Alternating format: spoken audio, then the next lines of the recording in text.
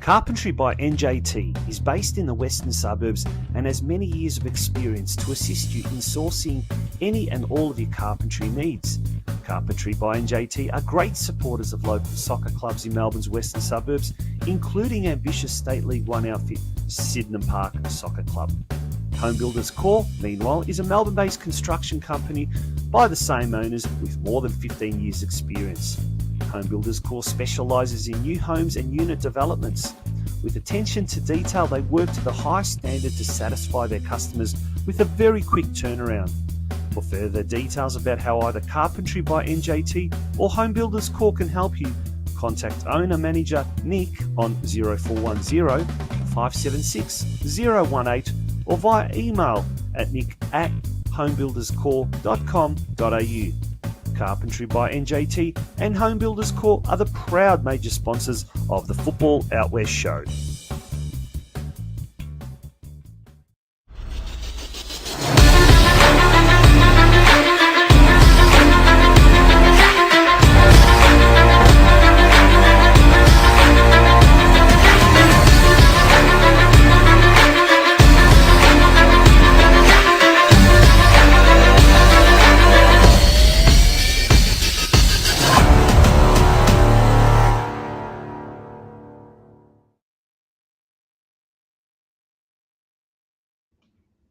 Good evening and a very warm welcome to you. Thank you for joining us here on the Football Out West show.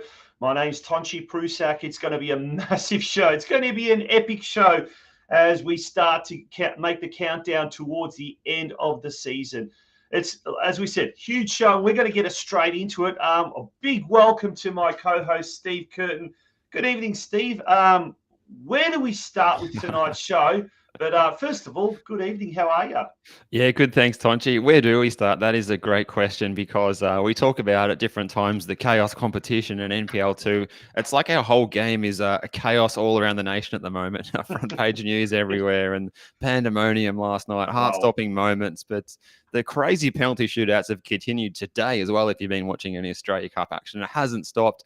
Of course, it was the penultimate round of the NPL Victoria competition as well to boot, and the Nike FC Cup was on, just to name a few things. So, yeah, just a quiet weekend on the football front. Tonchi, how are you? Yeah, no, look, flat out, just catching my breath, folks, catching my breath because so much is going on, and we just are at breakneck speed today. We've got two great guests on tonight. Altona City, they've secured promotion into next season's NPL3 competition. We'll be speaking to their coach, Michael CALANDRELLA, and we've also got some exclusive footage of their game yesterday against Corio at Hume Reserve. We'll also be speaking to the coach of the Melbourne Knights, Ben CAHN. Huge week for the Melbourne Knights. They won on Thursday night in the Australia Cup game against Lions FC from Brisbane. And earlier today, just moments ago, in fact, they defeated Dandenong Thunder in a remarkable game, 2-1 there. To just really hit the top form at the right time. And folks, he's been so kind. He's out for dinner celebrating the last two victories. Very kind. Been so kind to join us as his food is probably about to be served and it's getting cold. We're going to bring on Ben CAHN, and it's an absolute pleasure. And thank you so much for joining us, even though you're out dining tonight, Ben. How are you? Yeah, very good, thanks. Very good. It's been a big week, so just winding down.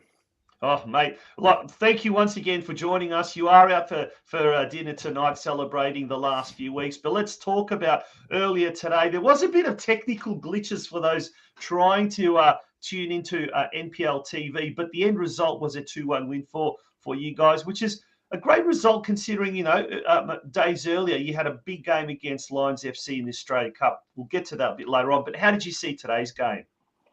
Look, we knew it wasn't going to be easy coming into the game. Lots of tired bodies, and it's not just the physical load; it's the mental and psychological toll that it takes on everybody to get through a big cup game. Obviously, huge positive feeling to have won that game. So it was just important to ride off the momentum and see what we could get out of today. the boys are fantastic. Dandenong Thunder are a top side. I find them one of the most difficult sides to play against in the competition. We struggled at their place earlier in the year. So yeah, we knew it was going to be a difficult one, but in the end, the boys stood up and we just about got over the line. Yeah, so a 2-1 win that I don't think we could even watch it on NPL TV, which was pretty devastating for us because we enjoy watching your Knights boys go about it this season. Ben, they've been excellent, and it was your defenders getting on the score sheet today as well, from what I hear. Yeah, the first goal was a free kick. Guevara Ep22 put in one of his excellent deliveries, and Josh Phelps put the header in the top corner. And then Ivan Frenic popped up with an assist from his brother Joey to get the winner late on. Yeah, if we have a quick look at the ladder, with one round to go, you've secured a top 4 spot, which is great news for Knights fans. It's been one of the best seasons in recent years. The Knights have been struggling in recent years, but this year you've secured not only a top 6 final spot, but also a top 4 spot. How does the final system work now? Do you end up playing the 5th or the 6th team, or how does that work now? Assuming my understanding is we'll now play a home game against whoever comes 5th. And at this moment, it is Port Melbourne, but there's still one more round to go. So we'll look at that a little bit later on. But let's turn our attention now, Ben, to Thursday night. And we've got some highlights there of the game. Gian Albano scoring that first goal. It's back on the national stage. Look, this is a team that you know very, very well, having coached up in Queensland for several years. The result, was it what you were expecting, or did you expect the Lions to put up a bit more of a fight? Yeah, look, my history and experience with Lions has been a long one, and they've always been such a tough opponent, and they're always a team and a club that gets up for big games, and they probably not performed in the league this year the way that they would have expected to, but there was no way that I was expecting them to come to us and for us to have an easy game. And look, although the scoreline was nice for us, it certainly wasn't easy. They defended very well for long periods, and then they had their moments of pressure where they were on top of us, and we did well to see it out. There was certainly some moments where I was worried, but look, as soon as we got that third goal, it was comfortable from there. And it had to have been an advantage, knowing a little bit about what to expect from Lions FC. Were you able to use some of your previous experience against them? Absolutely. Look, it's a team and a playing group that I know very well. I've coached a lot of games against them, and I certainly went into the game with a lot of knowledge about the team. Darren Simon's very clever, so there's still an element of unknown of what teams are going to pick, how are they going to set up against us. So we still had to adapt and adjust during the game. They made some tactical changes during the game as well that gave them a bit of momentum temporarily, so we had to adjust there. But in the end, I think the prior knowledge certainly helped. Now, Ben, some of the players they're hitting their form right at the right time, and one of those seems to be Gian Albano, who's promised so much, and he scored the first goal, scored the last goal in that Australia Cup final. Is he one of what? Let's have a look at it. Going into the final series, are there any particular players that you're really looking to step up now in these last few weeks of the season? All of them. Yeah, diplomatic answer. Look, it's that time of year now where every game is big. Everything has a lot riding on it. It's not a case of expecting certain individuals to step up and carry the load. It's a case of we now as a group need to train well, need to prepare well, need to keep improving, keep developing. Do our homework on the teams that we're going to come up against and make sure we're prepared. And then on the day, we'll can do all the preparation we like, but on the day it's about a group of players and all standing up for each other. And within that, you hope that the individuals like Gian can step up and be the difference, because when he's on, he's unplayable. And Ben, how hard has it been to deal with the adjustment of not having Corey Sewell out there, your left back? He's been such a key player this season. He might have even been leading the club's best and fairest when he went down injured, but also losing Chris Oldfield, who's, I think, taken off overseas, and Jacob Wiseman stepping into goal. How hard is it to replace those two experienced figures? I mean, look, in terms of doing what both of them do for the team, irreplaceable. Corey was such a huge cog in what we do tactically, and a lot of our success in in the first half of the season was due to not just Corey himself, but the impact that Corey's positioning and movement and football intelligence sort of freed up the rest of the team and gave us a real flexibility. Huge loss for us. But Jack Morton's done really well there. He did really well at right back when Ivan was out, and when Joey was out and Ivan had to play as a central defender. So he's done well on the left in the last few weeks, especially in the big games. And Oldie's such a big personality, such a good leader. There's so much experience that he brings to the game, and unfortunately for us, he had some family issues to take care of back in the UK. He's back now. He comes back during the week. But Wisey's just stood up and been outstanding. He's come from Canberra. It's always hard as a number two because you sit on the bench all season and play second fiddle. And when he was, he's played 3 games and we've won all 3. And he had a couple of nervy moments early away at Hume, but aside from that, the save in the first minute against Lions was outstanding. And if they save that and go 1-0 up, it's a different game. If they score that and go 1-0 up, it's a different game. So, incredibly grateful to Wisey for his attitude and commitment and confidence to come in and do the job for us. Yeah, I went along to that game on Thursday night, and just after Mark Ivkovic, one of our NPL commentator colleagues, mentioned on one of our sister podcast shows last week that the Knights had been in negotiations with World Cup star Daniel Subasic from Croatia, because they obviously knew that Oldfield wasn't going to be there. But Jacob Wiseman, as you said, he put in a World Cup quality performance with some of those saves. That was absolutely incredible. He's obviously been given his opportunity, but there's a couple of others as well. I know Anthony Julzel played the whole game on Thursday as well. Some of these guys that have been sort of fringe players are now getting that opportunity. Is there real competition for places now on the training track with the finals, with the Australia Cup coming up?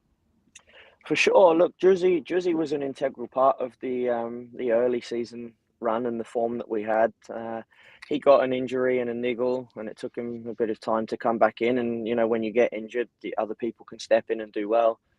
So it was, he struggled to build any momentum and rhythm in that recovery process once he was back. But he's played the last 3 games, and when Juzzy's on, we're a much better team for having him in. He's such a composed footballer in possession, and he really suits the way we want to play in terms of controlling the game.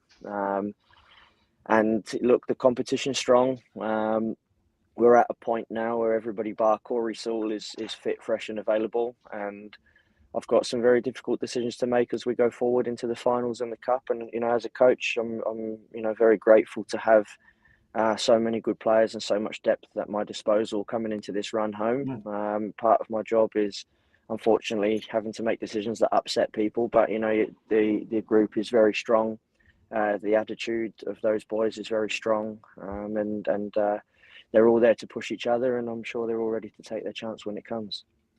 And a big game this Saturday coming up to finish off the season against Heidelberg United, the home and away season at least. Not likely to be going up or down the table. Is there a chance to maybe give some younger players some minutes, or will it be steady as she goes, steaming on into the finals?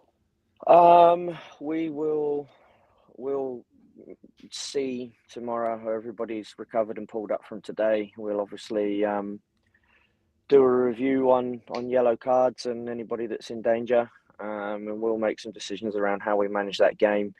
I don't go into any game not wanting to win it. It's important to us. I think we've won 4 or 5 of our last 6 or something like that in the league, plus the cup game. We're in a good run. I think it's important to try and build momentum and carry that into finals. at the same time, it would be nice to find a balance and give some opportunity to players that maybe haven't had that opportunity this season. And finally, Ben, into the round of 16 of the Australia Cup. At the moment, there are three other Victorian clubs: Melbourne City, Heidelberg United, Western United, who will be joining in that. And we've also got Northcote City taking on Adelaide United tomorrow. The draw tomorrow after that game, the Northcote City Adelaide United game. Round of 16, are you hoping for an A-League opponent, or would you like to pull another NPL club and hopefully push through to the round of 8, the quarters? Look, in all honesty, the NPL clubs that are in are all strong. They're not at this point in the competition for no reason. I don't think there's any preference really. We want to do well in the cup, and we want to go as far as we can. Whether that's against an A-League team or an NPL team, we'll do everything we can to prepare and be ready. Excellent. All right, mate. Well, on that note, we'll let you get back to dinner tonight. What's for dinner tonight? What have you ordered? I haven't had dinner yet, so I'll probably go very hungry.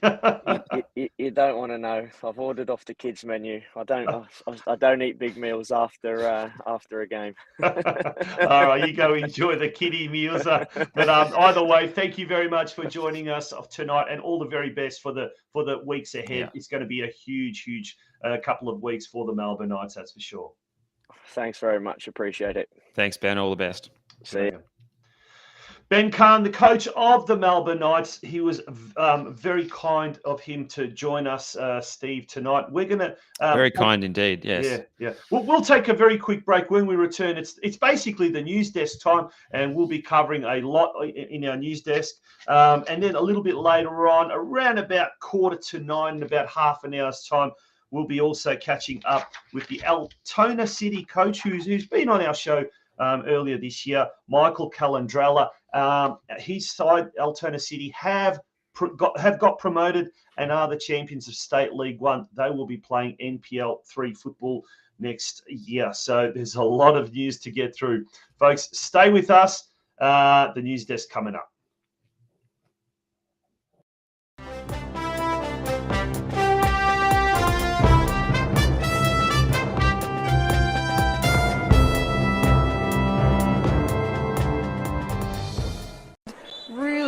As we see that full-time whistle go for Calder United. It's going to be a record 6th Nike FC Cup. This team are perpetual cup winners. They can't seem to lose. It's been an absolutely brilliant display from FC Bulleen Lions, but unable to capitalise on their opportunities going forward. It is Calder United who once again take home the Nike FC Cup.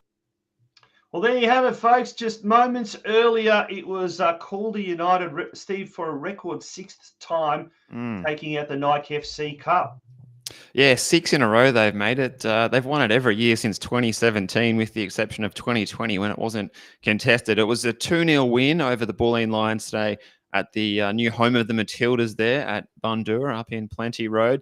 And didn't that venue look excellent as well? What a great quality playing surface for the players to play some good quality football. And Bulleen Lions held strong for a while, and it took until the 78th minute, Lucy Richards breaking through, getting on the end of a team move down the left-hand side before it was the result was sealed by Raquel Doralis, finishing a move that had gone down the right-hand side. Just 2 good team moves, and by the premier team in this cup competition for some years, and such a good opportunity for these players with the Calder United team, because they can see that pathway to the A-League Women's with their link with Western United. There's reward there for them, even if they do seem to win just about everything these days. But also, Tonchi, we saw a new innovation, the Nike FC Community Cup final. I love this. Isn't it good? And it was also streamed on the Facebook channels, and I believe on NPL TV as well, quite possibly. Really good coverage, and it went to a shootout, and they even had the camera out on the pitch there, with a similar view to what we saw of the Matilda shootout last night, right behind the taker. And it was Casey Comets and Essendon Royals, the 2 teams contesting. They were the highest community ranked clubs at that progressed the furthest in the competition, and they got to play off in this showpiece match, and ended up being Essendon Royals 4-3 on penalty. So congrats to the Essendon Royals girls there, and commiserations to Casey Comets. Let's take a little bit of a glimpse into the last seconds of that game. And as Steve said, boy, was the new home of the Matildas looking absolutely resplendent. The substitute was going to take this penalty. So if she slots it in, the Comets have to score the next one, or they are out. But Rostevsky needs to score this first.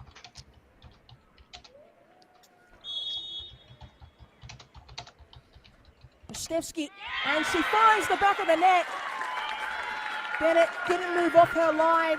She had no idea where it was going. So, for the Royals, it's one more kick at the moment. For the Comets, it's also one more kick, because if CAHN Anyif misses this penalty, the Essendon Royals are champions. And they do claim the Nike FC Community Cup final and the Steph Catley plate. So, a lot of pressure on CAHN Anyif. She has to put this in the back of the net to keep the Comets' hope alive. And she skies it! And the Essendon Royals are champions of the Nike FC Community Cup final. An excellent final. They worked so hard to get here. Wow, what a way to decide a game, hey? Yeah, the cruelest way to go out. And as we said, commiserations to Casey Comets on a good performance, but it was Essendon Royals. Well done to them. And speaking of penalty shootouts, Tonchi, we might just touch on something that took place last night that captured the imagination of the entire nation. And gee, I tell you what, looking at people's Instagram reels who were not football fans, wow, they are populated with shots of Courtney Vine scoring that winning penalty, as was the front and back page of all the media outlets today. The news, every news bulletin today was all about it, and you've got some good snippets there as well. It's wall-to-wall coverage, because the ratings of this are huge from last night. There was more people watching this than any TV event since Kathy Freeman won gold in Sydney 2000 in the 400 meters.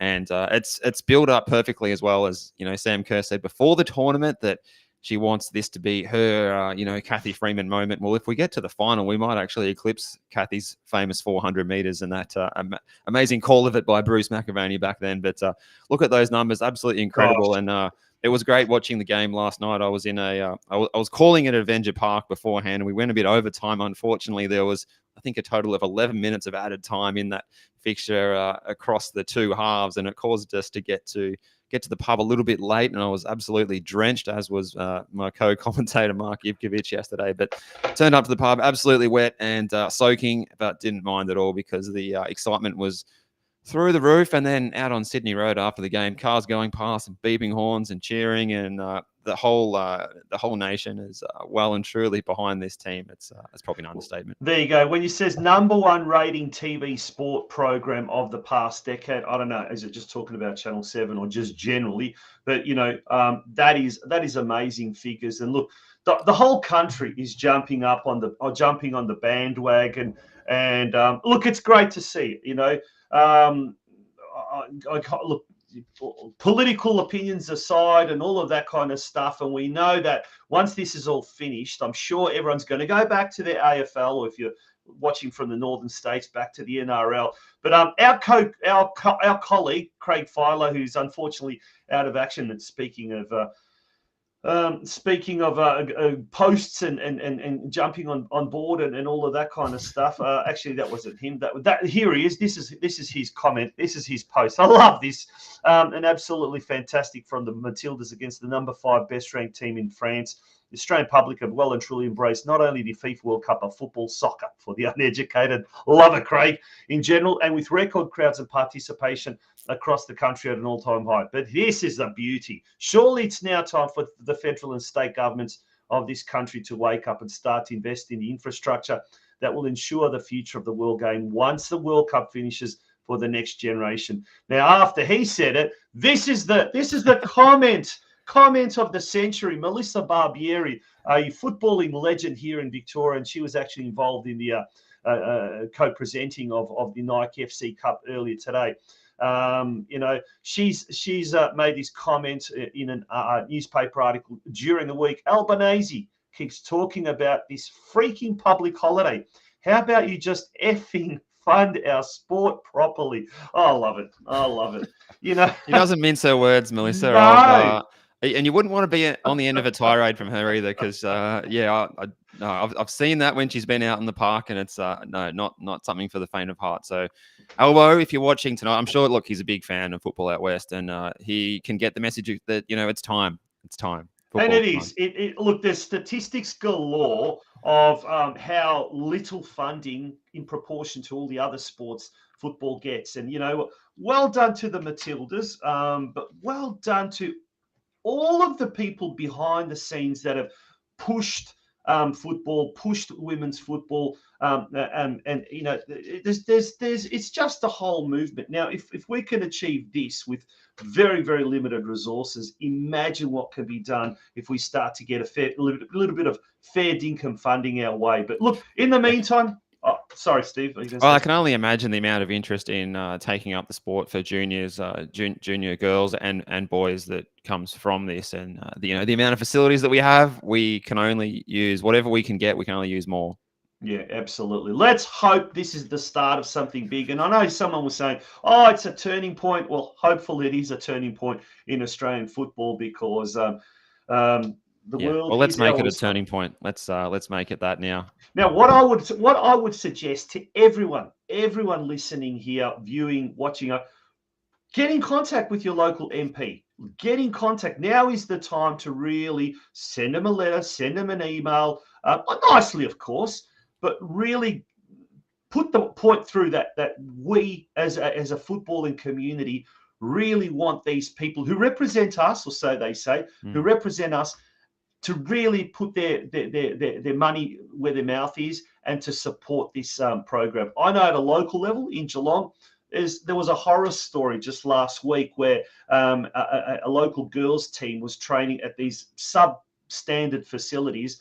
An ambulance was required to come out midweek. The ambulance couldn't even get to this field, so they actually had to bring a wheelchair. But before they moved this girl into the ambulance, about 50 meters or 100 meters to the ambulance, they actually had to get out the iPhone, and use that light to make a diagnosis. I know we joke about it, we laugh about it, but that, folks, is 2023 Australia, where we talk about how great the Matildas are and how fantastic they are, and they are indeed. But at grassroots level, some of our girls and boys and men and women and veterans and what you're not, juniors, are training in absolutely abysmal conditions. All right. So, folks, get out there and hit your politician hard. That's enough of the community service announcement. Steve, what else have we got? That is a hard act to follow there. But look, I'm just going to duck off and write a letter after the show to my local MP about, let's get some male and female, separate specific change rooms and some football specific facilities set up so that we can actually play, not on, football ovals with cricket pitches in the middle of them, et cetera, et cetera. Yeah. But no, look, just such a positive night last night. And it was. And hearing people that do not follow the game, people's, mothers and grandmothers and friends who are not invested, don't know anything, never watched a game before, texting and saying, that was incredible. Who do we play next? It's something that, even we thought we had high expectations of the World Cup, despite the nation not really being excited before it started. And we couldn't have dreamt of how engrossed the nation has become. And just like, we said this would happen, and it has now. So, look, other things, what else? Where do we go from there, Tonchi? We're going to talk about other news items like the Australia Cup. Let's talk about that. Earlier today, there was a very, very big game that was being played. Let's talk about that one. All right, so there was a couple of games in progress today, but one in Melbourne at Jack Edwards saw Oakleigh Cannons 2, Melbourne City 2. This was a bit of a thriller played in front of a packed crowd down there as well. A lot of souvlaki sold, but I'm told they were sold in the bread rolls rather than the pitta, which has upset a lot of people this season. So just keep that in mind as well next time you're down there at Jack Edwards Reserve, to maybe push for the pitta bread to come back. But Connor Hampson opened the scoring within the first minute for the Oakleigh Cannons. The bench getting on the score sheet. A really good start for the side. There was also a goal for Alex Salmon, but 2 penalty kicks awarded to Melbourne City, converted by Tolgay Arslan, and a 94th minute winner. There was no time for a reply after Alessandro Lapane scored there. And those stats there, they are interesting reading. They read that that was a thrilling game. And some of the Melbourne City fans, I'm told they were locked in the venue afterwards, but they have been let home now, which is good. Which is, I was going to say, fair enough, but good news that they've made it home. As I was saying, another thrilling game as well. We talked about the 20-shot shootout last night. The match between Sydney FC and Central Coast Mariners was a 22-shot shootout. Wow. It came down to the goalkeepers, and there was the young 19-year-old in the sticks for Central Coast Mariners, Washorski, and just turned 19 against Andrew Redmayne, and it came down to mano-a-mano, and eventually Redmayne saved Washorski's shot and then scored his own to win after Kusharski, one of the other youngsters for Sydney FC, had scored in the 103rd minute. So the regular time and finish, the extra time had evaporated, and the match kept going until this wonder goal was scored. After there was also a goal in this game for Alu Kuol, which is great to see him back in the country scoring goals after earlier in the game. And then Steele for the Mariners thought he'd scored what may have been the winner on 100 minutes, but the Mariners couldn't hold on, and Sydney had the psychological advantage going into the shootout. Interestingly as well, and I'm banging on about this one game, but Andrew Redmayne no longer allowed to do the full wiggle, but he did try and do the partial wiggle. He was off getting his drinks. He was drying his hands with the gloves. He was doing laps of the goals. He did a little somersault on the goal line at one point. Just everything he can do to put off the taker, but he got them over the line in the end.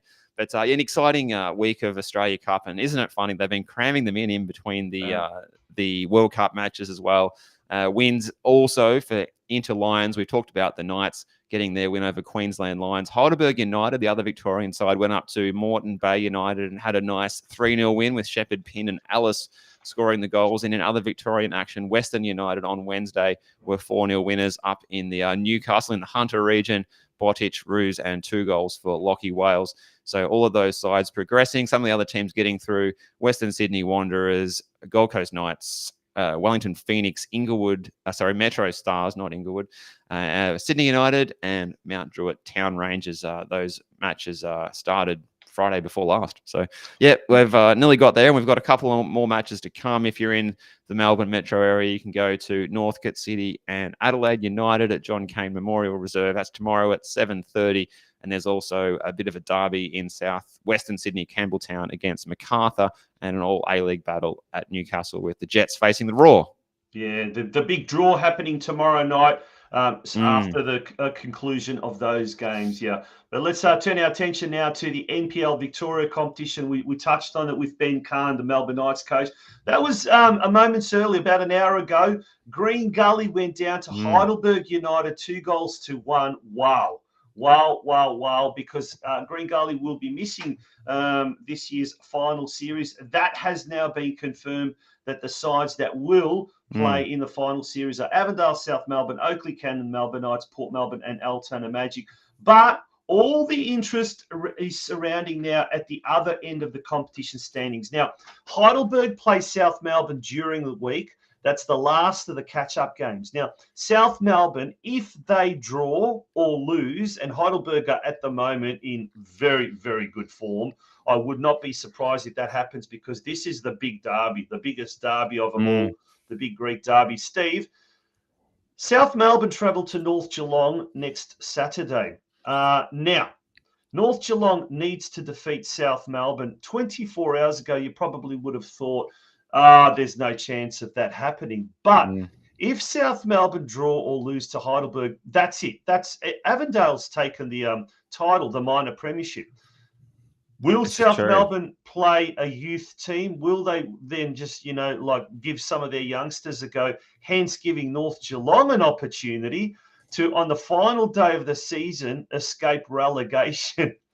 Man. Yeah. Look, what are your thoughts? I'm not sure, Tonchi. I think that they'll be looking for revenge, against Heidelberg United, who could be a little bit tired on Wednesday night after a busy schedule, going up to Queensland, coming back, playing at Green Gully today. And that graphic that you showed of that full-time score at Green Gully there, with you could see in the background the broadcast position that had tipped over there, that looked like kind of symptomatic of poor old Cavaliers and their end of their season there. Just we thought they were going to make that top 6, and that's tumbled over. So a little bit symbolic there, unfortunately, for the Cavaliers. But Altona Magic might be complaining because they're going to be in the top 6 now. That's signed, sealed, and delivered. But just on your earlier point, Tonchi, I think that the South Melbourne side, and I saw them firsthand yesterday, it wasn't their best performance of the season when they were beaten 2-1 by Avondale in a really high-stakes match. But you look at the depth on their bench, they had players to bring on, including Andy Brennan, Yagub Mustafa, Josh Wallen, Luka Ninkovic, and Ali Suleimani. So even if they rotate the deck against North Geelong, they're going to field a very strong side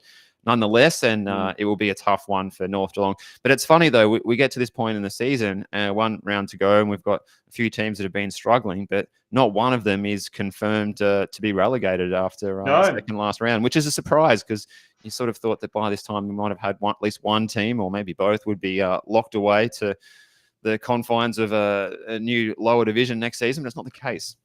No, and look, the fixtures, when you look at those fixtures for the last game, last round of the season, Avondale at home to Bentley Greens, a tough one there for Bentley.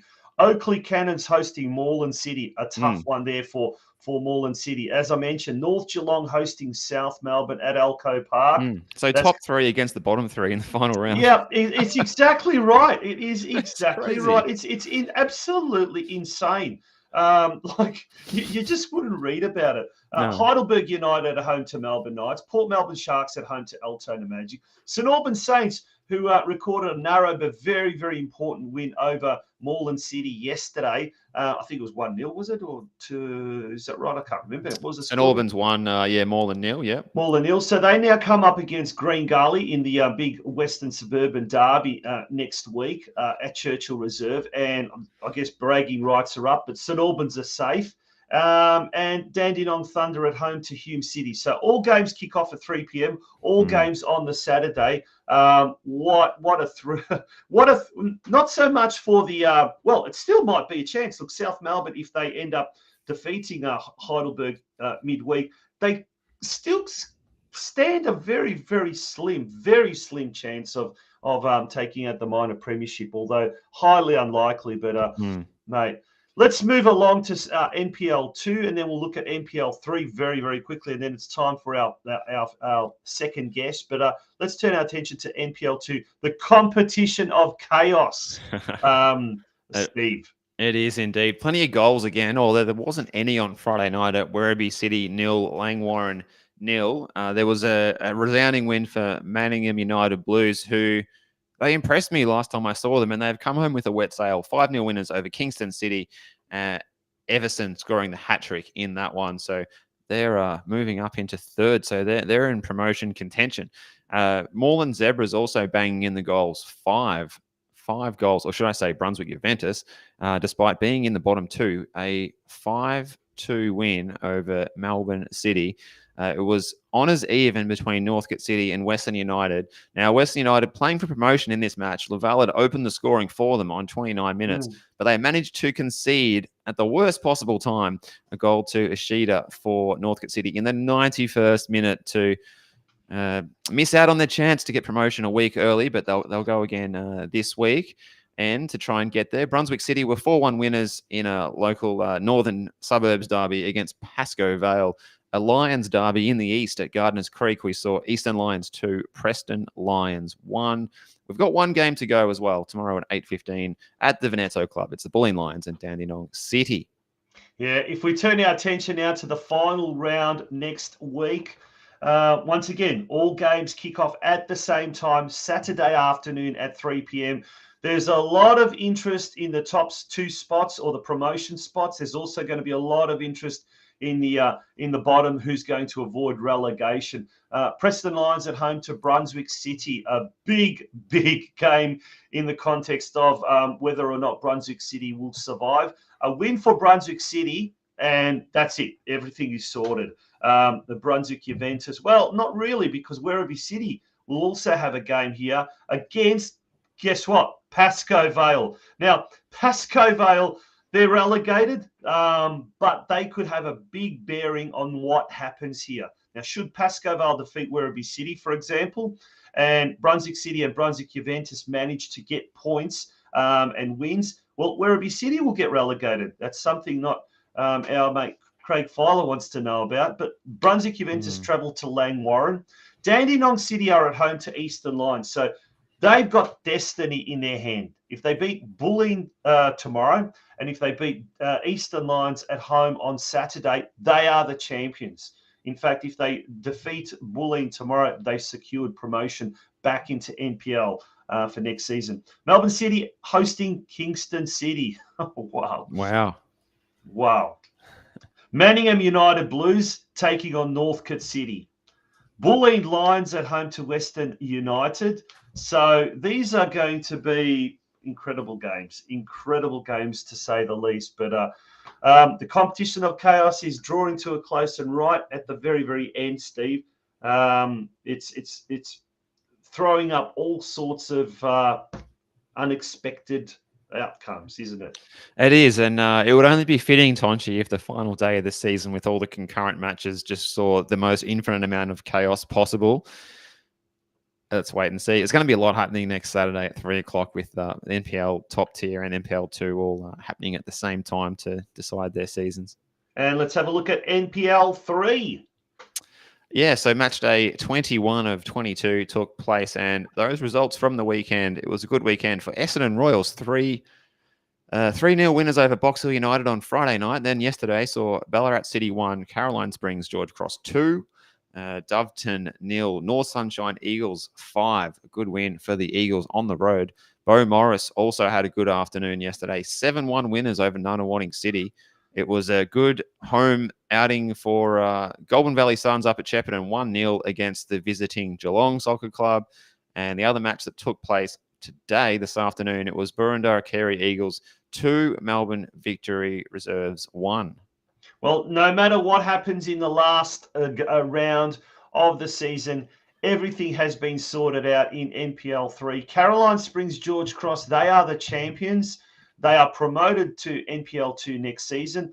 Melbourne Victory, likewise, they are promoted to NPL2 next season. So potentially we could have Melbourne Victory, Melbourne City, and Western United in NPL2, depending on what happens with Western United. But anything is possible there. Unfortunately, at the other end, we've got 2 regional Victorian sides that have that will be relegated to State League 1. Geelong Soccer Club, they just couldn't get out of their late season difficulties and troubles. And Ballarat City, even though under newly returned coach Michael Trigger had a run of 4 consecutive wins, they weren't able to follow that up over the last 2 rounds. And unfortunately for Ballarat City, they too will experience life in State League 1 competition next year, Steve. They will. Shall we have a look at the NPLW now, the round 21 of 22? And this match week has sort of taken place over 2 weeks because Calder and Bulleen played each other in the league last weekend. That was 0-0. And then this week we saw Friday night, Box Hill United 0, Alamein 2. Also on Friday, it was the FV emerging 2, Burundara Carey Eagles 3. So they're still looking good. The Eagles 2-2 between Southern United and South Melbourne. So South Melbourne dropping some points there. And Bayside United yesterday went down 1-0 to the Preston Lions. Yeah, so we've got 1 round to go. There's still a catch-up game between South Melbourne and Southern United to come, which is quite, which throws up some interesting possibilities there as well, depending on how much they can. If South Melbourne, you'd assume they're going to beat Southern United, but by what scoreline? Now, the goal difference could play a vital part here. And then let's have a look at the final round. I think that match may have actually been the match that took place yesterday. According to my table, I've got them both on 19 matches. Is that right? Yep. Yeah. And so they'll be on 35 that points. puts South Melbourne. South Melbourne on 30. So they drew that one. So they're on 33 points. Oh, We've got wow. Boroondara Eagles on 38. Bulleen Lions on 37. Yep. South Melbourne on 33. Calder on 32. Alamein on 31. They played the extra game, so they have a bye in the next round. And that's your top 5. Preston in 6 on 29 points. Well, let's have a look at then the battle for the minor premiership. Preston Lions taking on Box Hill United. Bayside United taking on Calder United. FV emerging against Heidelberg United. And then we've got Alamein have got the bye. But Bulleen Lions, they're at home to Southern United. And then get this, Boroondara Eagles taking on South Melbourne.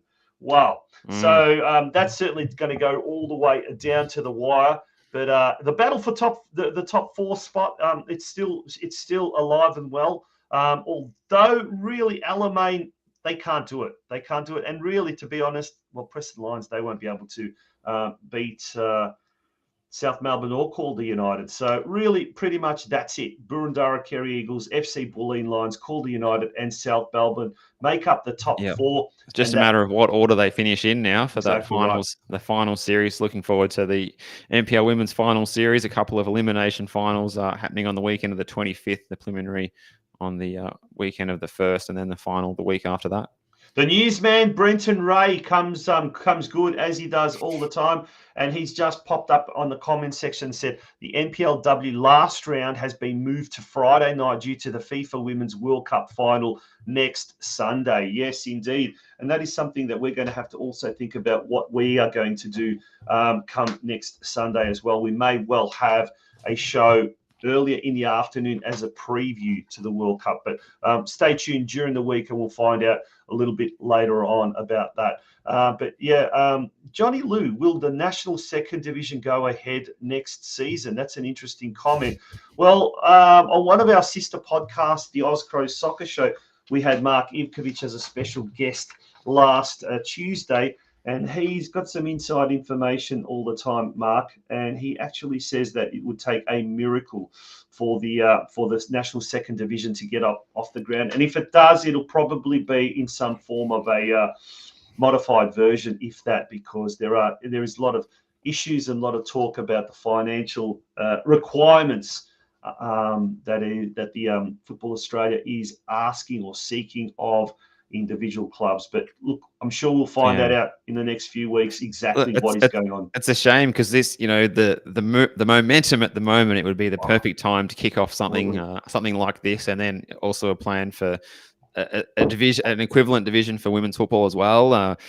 But yeah, we don't want. I don't really want the watered down Champions League model. No. It's not really serving the purpose of what it's trying to serve.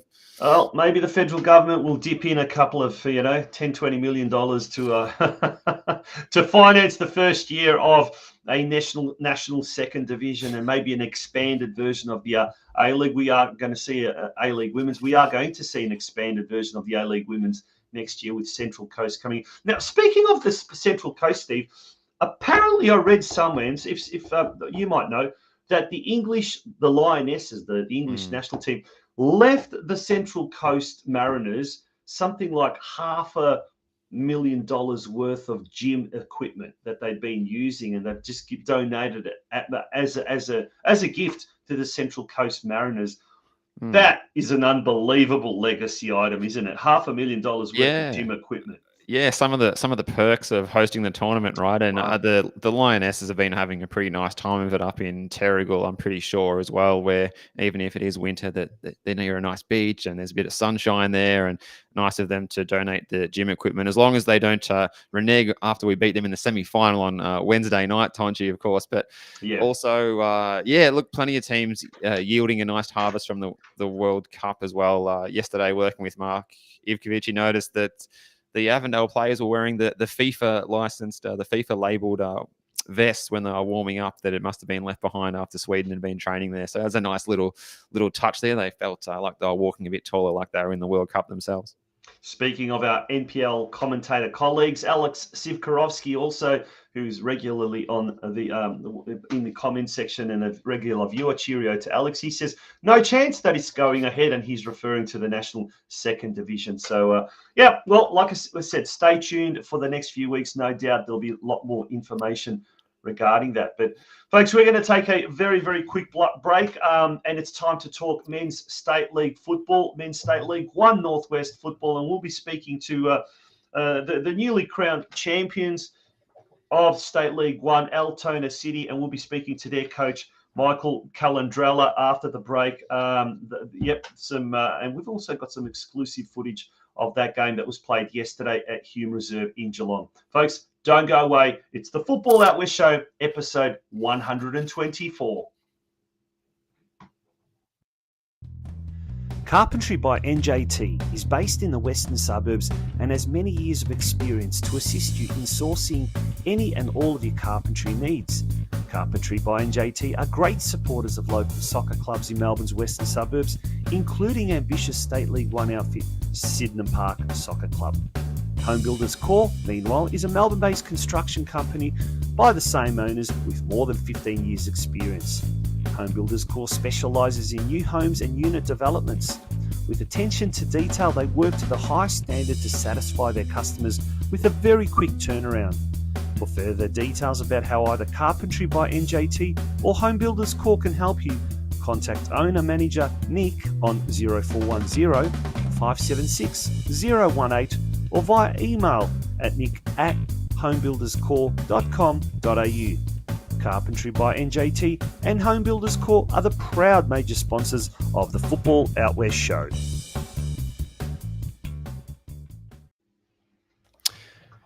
And welcome back to the Football Out West Show, proudly brought to you by Carpentry by NJT and Home Builders Corp. And without any further ado, we've got him waiting in the green room. Is the coach of Altona City, Mr. Michael Calandrella, who is in, I understand, a jubilant mood tonight. How's your weekend been, mate? It's been a productive one. Yeah, good evening, gents. Thanks for having me on. A very productive, great weekend, and a lot of happy and hungover people at the football club today, and myself included. I believe it, mate. Yeah, we'll bring the ladder up and we'll go through the results of the State League 1 over the weekend. Whittlesea Rangers, they went down 1-3 to Westgate. Yarraville Glory also went down 1-3 to Brimbank Stallions. Banyule City and Upfield 1-1 draw there. Sydenham Park defeated FC Strathmore 4-2. And bottom side, Keilor Park defeated Whittlesea United 3-1. So if we have a look at that, this is really, really interesting, really, really exciting. That battle for survival at the other end of the competition standings.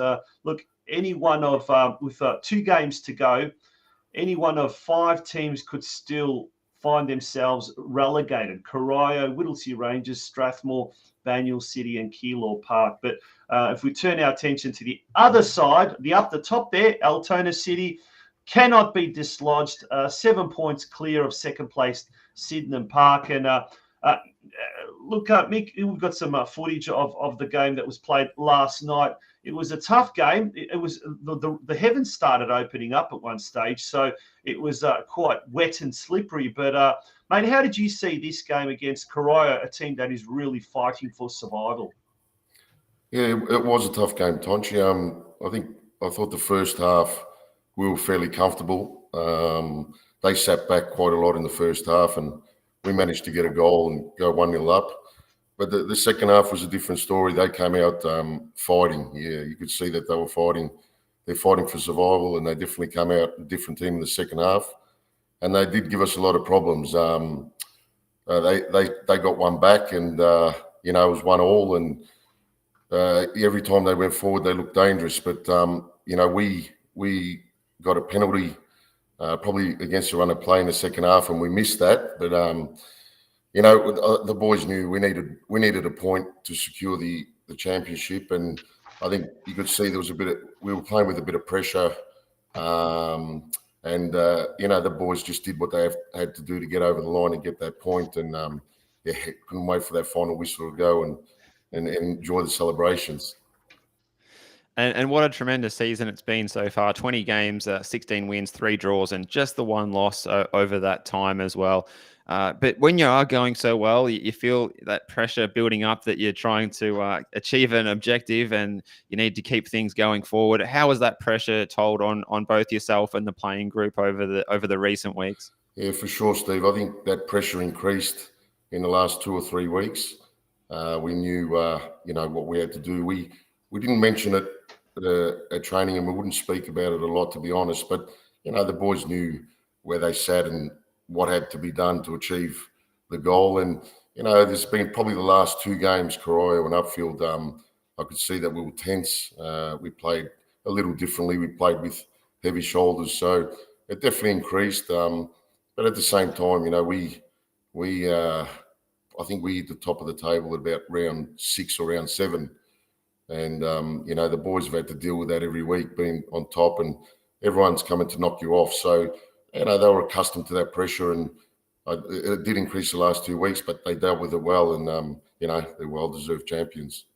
Yeah, Mick, if we have a look at the ladder again of the NPL3 Victoria competition, I guess this is the association. This is the team that teams you will be taking on next year, minus those teams in the red. Obviously, being relegated.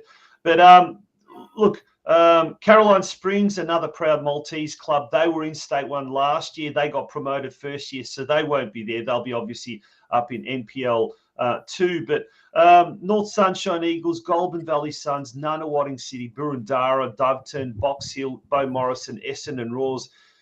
Some big clubs, some tough clubs there. What are you expecting of the off season? A lot of planning, a lot of work, but obviously on and off the field. But when do you start thinking about next season? Have you started thinking about it now, or what's going to happen over the next few months as far as that is concerned?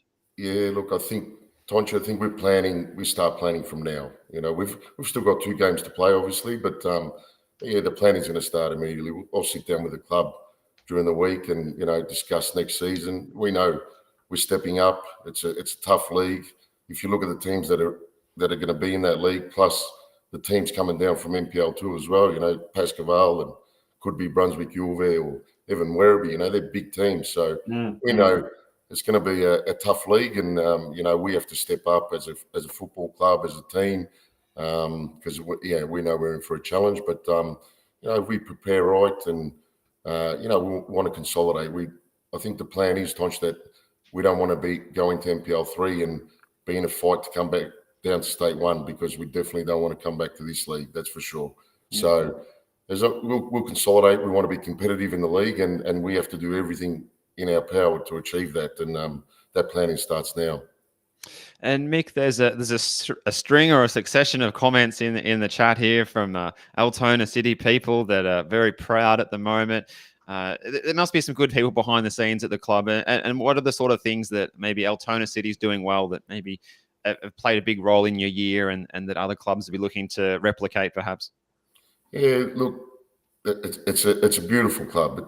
Beautiful people, brilliant club. It's it's a little humble club, and we had to do things a bit differently in this league. We know there's a lot of money in State 1, so we had to do things in a different way, and that goes as far as the committee working so hard to get all the little 1%ers right, and we were, to be honest, as our coaching staff, we were pretty relentless with what we needed and what we wanted, what we needed to achieve success. And the committee and they were fantastic. They really did everything they could in their power to help us on the journey. And we've got great supporters, great sponsors, and everyone's in it together. It wasn't only that the boys were in it together. The team was incredible, but everyone behind the scenes, the committee, supporters, sponsors, they just worked quietly in the background, and they did make my job easier. And I think to have success in this league, if you've got that behind you, especially if you probably can't compete